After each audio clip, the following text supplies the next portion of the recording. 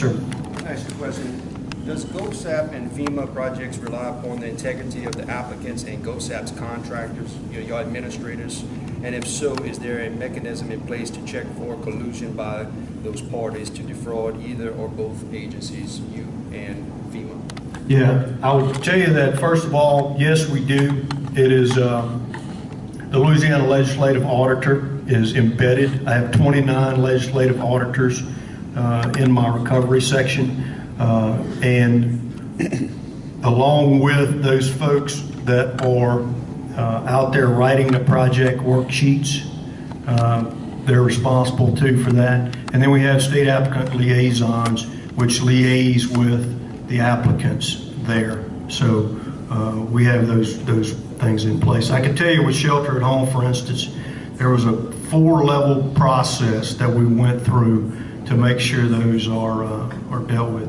And we're disallowing some of that now, some of that cost, because it wasn't done the way it should have been done correctly. You mentioned legislative audit. I have met with them in the past, and they explained to me that a lot of this program is based upon good faith. And if GOHSEP's contractors that y'all contract as administrators, and if applicants, monitors, and all, a lot of times when they get the information in their office, it's based upon individuals that are hired by y'all that sign off. There's no way of checking what really happened, like just to say on the debris cleanup project. There's no way to really check what happened out in the field. It's just based on individuals signing off on these projects. Yes, this is where the work was done, right, and it was eligible work.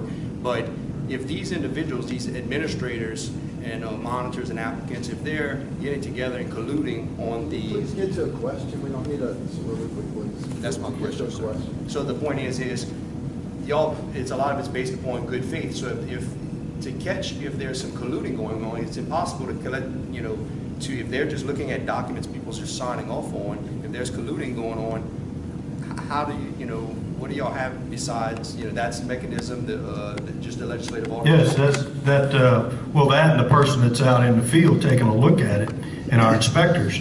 But if there's certainly every evidence of that could be proven, we'll be glad to take a look at it. I can tell you there are other avenues that exist out there for particular applicants or contractors that may have had that happen in the past, and that's the Inspector General's office here in the state and the Attorney General's office. So if there's evidence that that's happening, do you recommend that those PWs should be maybe rewritten if there's evidence that there was some colluding going on? First of all, I'd say that'd be up to, if that project worksheet's already completed, I would say that then needs to be brought to the local law enforcement agencies to do an investigation.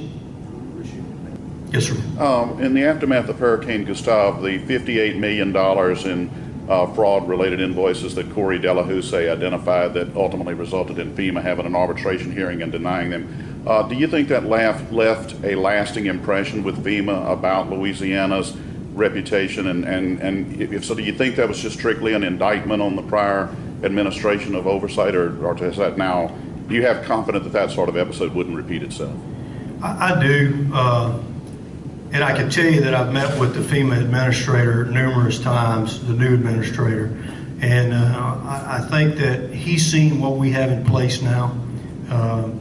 And we had a discussion on another potential issue of not dealing with fraud, because I've told him, and I've told the DHS OIG office, if there's evidence of fraud, let's go after them. I'm a former prosecutor. Let's go after those people.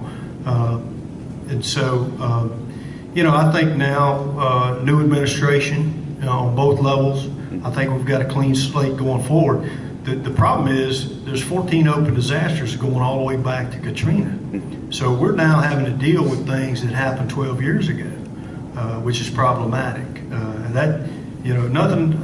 Response doesn't keep me awake at night. That stuff does. So I'm very cognizant of that, and I'm very aware of that. And we try to learn lessons from all of that, and going forward, we try to implement those lessons. So I think, as far as myself, Administrator Long goes, we've got a clean slate. Thank you. Yeah. And by the way, in those instances, we're going after those folks for fraud where we can, where the local district attorneys will take it. So